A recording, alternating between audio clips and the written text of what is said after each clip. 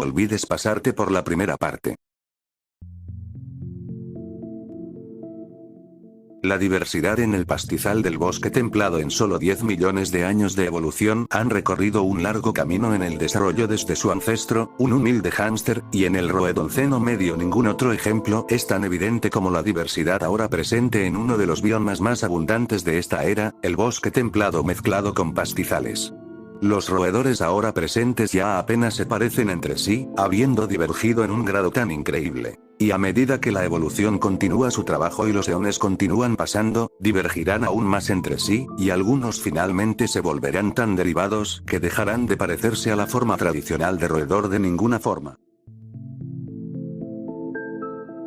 Los capibaras del Roedonceno medio han visto una tremenda explosión en la diversidad de los hámsters introducidos, y ninguna otra criatura de esta época encarna más esta tendencia que los capibaras, familia Cricetochoeridae. Si bien ninguna megafauna deambula por HP 0 2017, al menos por el momento, los capibaras son, sin embargo, un verdadero gigante en los estándares de roedores, lo que representa un aumento de peso de casi 1000 veces con respecto a su diminuto antepasado fundador.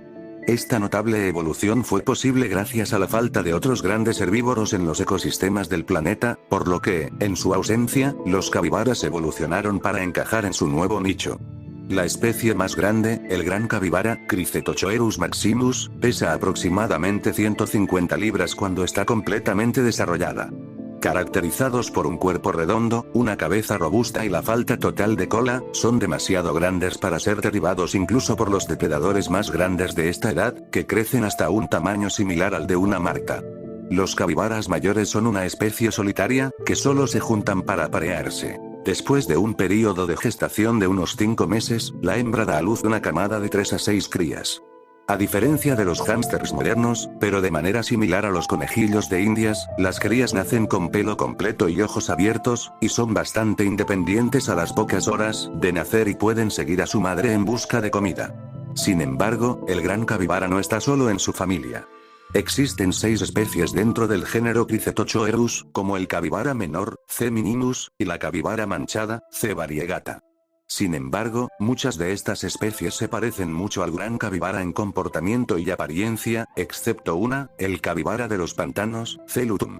Esta especie un poco más pequeña está mejor adaptada a la vida en los humedales, con pies más anchos que le ayudan a caminar sobre suelo blando sin hundirse mientras vaga por los pantanos y marismas en busca de tiernas plantas acuáticas. El capibara de los pantanos son buenas nadadoras en comparación con sus primos, y pasan una buena cantidad de tiempo tomando el sol mientras están parcialmente sumergidos. Aparte de Cricetochoerus, la familia contiene otro género separado llamado Pilosocricetus, las capibaras alpinas. Caracterizada por las gruesas capas de pelo aislante, el género se compone de 2 especies existentes, el capibara alpino peludo, P. alpinus, y su pariente cercano, el capibara alpino lanudo, P. hirsutium, los cuales son herbívoros en las heladas llanuras de la tundra, así como regiones montañosas y mesetas elevadas donde los pastizales crecen en abundancia. Casi por debajo del peso del capibara mayor, con solo 130 libras en promedio, el capibara alpino peludo se lleva el título como el segundo animal más grande, sin contar el pelo esponjoso ausente en Cricetochoerus spp, que lo protege de los vientos helados.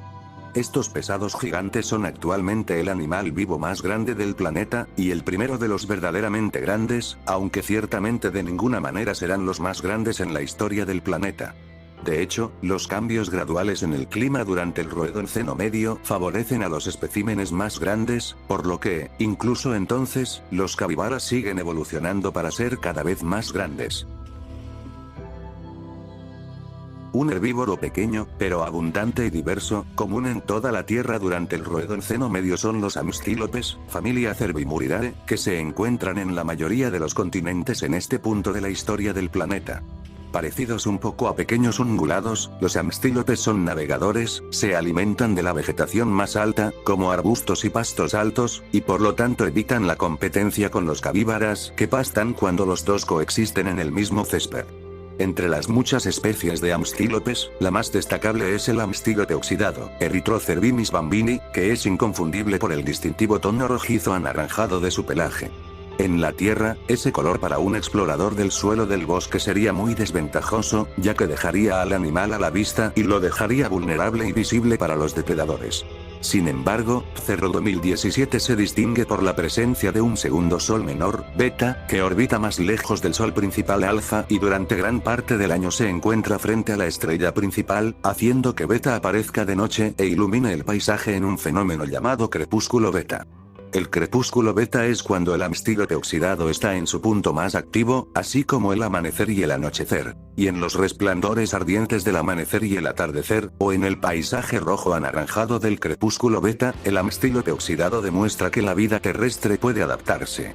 Incluso en condiciones que normalmente no se encuentran en la Tierra, camuflándose perfectamente en el suelo del bosque mientras el bosque está bañado en un tenue tono escarlata. Pero a pesar de lo notable que es el amstílope oxidado, el clado de los antílopes no se limita simplemente a este género. Los amstílopes alcanzaron su máxima diversidad en el Roedonceno medio, abarcando varios géneros y docenas de especies. Algunas, como las ratancas de patas largas, Cervicricetus spp. Pastan durante el día en el suelo del bosque y, de hecho, incluso comparten hábitat con el amstílope oxidado en diferentes momentos de actividad para minimizar la competencia. Otros, como los Garners, Capramis spp. Se encuentran más a gusto en las tundras alpinas y las altas mesetas, dejando un estilo de vida similar al de las cabras montesas, ágiles y seguras mientras suben los acantilados empinados para pastar en la vegetación de las laderas de las montañas. Pero con mucho, los miembros más inusuales son los coponíes, microhipoides spp. Que son habitantes de las llanuras que se asemejan a pequeños equidus sin cola. Lo que los hace particularmente extraños es lo pequeños que son, en comparación con los otros géneros. De hecho, esto se debe a la competencia con bidones saltadores bípedos más grandes que han usurpado su nicho en las llanuras abiertas. Capaces de viajar distancias más largas con su paso de salto más eficiente en energía y defenderse de la depredación con las garras afiladas de las extremidades traseras, los bidones dominaron muy rápidamente los pastizales abiertos y la sabana, dejando solo el nicho de pastoreo pequeño vacante para los coponíes. A medida que surgen y se diversifican nuevos linajes en el Roedonceno medio, sus formas más divergentes comienzan a chocar entre sí en términos ecológicos. Al final, algunas familias dominarán, otras apenas resistirán y otras se extinguirán por completo, a medida que la diversidad de hámsteres alcance su clímax en la mitad del Roedonceno. El aumento de la diversidad de especies en el Roedonceno medio también ha ejercido presión sobre las fuentes de alimentos, con diferentes especies compitiendo por los recursos y el acceso a los nichos disponibles. Con tantas especies diferentes de hámster abundantes en los diversos biomas, algunas de las especies han centrado su atención en otras fuentes de alimento más viables. Otros hámsters.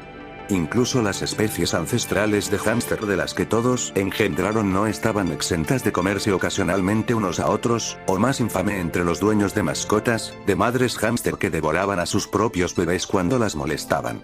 Como tal, el comportamiento depredador probablemente surgió por primera vez como un medio para deshacerse de la competencia. Pero como ellos se deshacían de los rivales y obtenían comidas nutritivas como un bono beneficioso, no pasó mucho tiempo hasta que algunos se convirtieron en cazadores obligados de sus compañeros roedores. Múltiples linajes no relacionados se convertirían por separado y de manera convergente en depredadores, confiando en una diversa gama de tácticas para capturar a sus presas. Uno de los linajes más basales de hámsters depredadores son los amibales, familia Pantherocricetidae, un clado de pequeños depredadores que poseen dentición y anatomía que se asemejan fisiológicamente a las de un roedor típico. Sin embargo, los dientes de los roedores son bastante adecuados para roer plantas y carne, por lo que los amibales se especializaron en un nicho diferente manteniendo su anatomía conservadora. Su comportamiento espeluznante significaba que ya no tenían que competir con otros hámsters por la comida, sino que ellos se convirtieron en su comida. El más grande de los amibales es el leopardo amibal, Pardocricetus lecteri, que crece hasta alcanzar el tamaño de una rata grande. Si bien todavía es principalmente insectívoro, una parte significativa, casi la mitad, de su dieta consiste en especies de hámsters más pequeñas a las que embosca en sus madrigueras o persigue cuando emergen para buscar alimento. Las extremidades delanteras agarradoras con garras afiladas atrapan a la presa en un instante, y una vez asegurada en su agarre, el amival comienza a darse un festín con la víctima que lucha, mordiendo a la desafortunada presa de cabeza hasta que finalmente los chillidos desesperados se desvanecen en el silencio. Pero mientras que un plan corporal de roedor basal es adecuado para la depredación de roedores más pequeños, abordar presas más grandes resulta ser un desafío mayor. Como tales, los urrores, familia Mustelocrycetidae, han especializado su plan corporal mucho más que los amibales, desarrollando puntos punzantes en sus incisivos y moviendo sus primeros molares hacia adelante para formar dientes cortantes que pueden cortar fácilmente bocados de carne de canales más grandes. Esta peculiar dentición, que recuerda mucho al marsupial terrestre prehistórico Thylacoleo, permite a los urrores capturar presas mucho más grandes, por lo general antílopes y bidones, pero también capibaras jóvenes en ocasiones.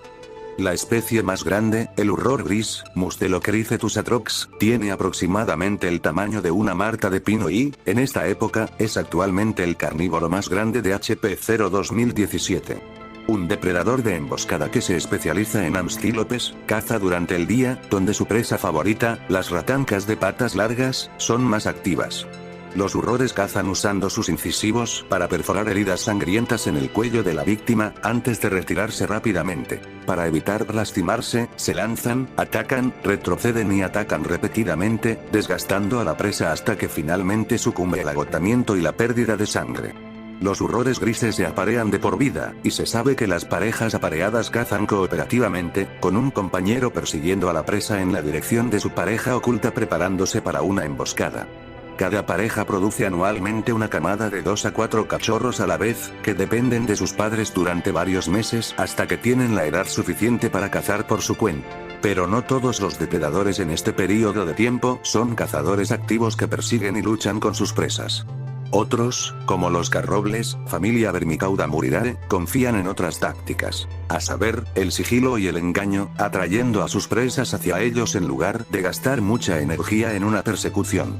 La carroble moteada, Vermiformicauda petigrewi, es uno de esos cazadores de cebos y se alimenta de pequeños roedores que viven en el suelo del bosque, principalmente los insectívoros.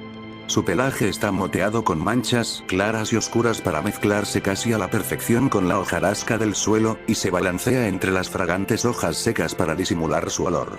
Sin embargo, aunque está bien escondido, una parte de su cuerpo es muy llamativa. El extremo de su larga cola, que es flexible, sin pelo y segmentada, se parece mucho a una lombriz de tierra, una comida favorita de muchos hámsters del suelo del bosque. Escondiéndose en silencio entre las hojas muertas, la carroble moteada expone la punta de su cola y la mueve como si fuera un gusano. Atraídos por el movimiento, los pequeños insectívoros se abalanzan con entusiasmo sobre el señuelo que se mueve, y justo al alcance del cazador camuflado, que se lanza en un abrir y cerrar de ojos y rápidamente despacha a su presa con un mordisco en la parte posterior del cuello, aplastando su columna vertebral. Y cesando sus luchas en un instante. Para los que se preguntan por qué el video está dividido en partes, digamos que si hacía toda esta parte un video quedaba algo de 30 minutos. Y como nadie quiere escucharme hablar de hámster por más de 14 minutos, pues así se queda, traeré la parte 2 cuando pueda, se cuidan mucho XD.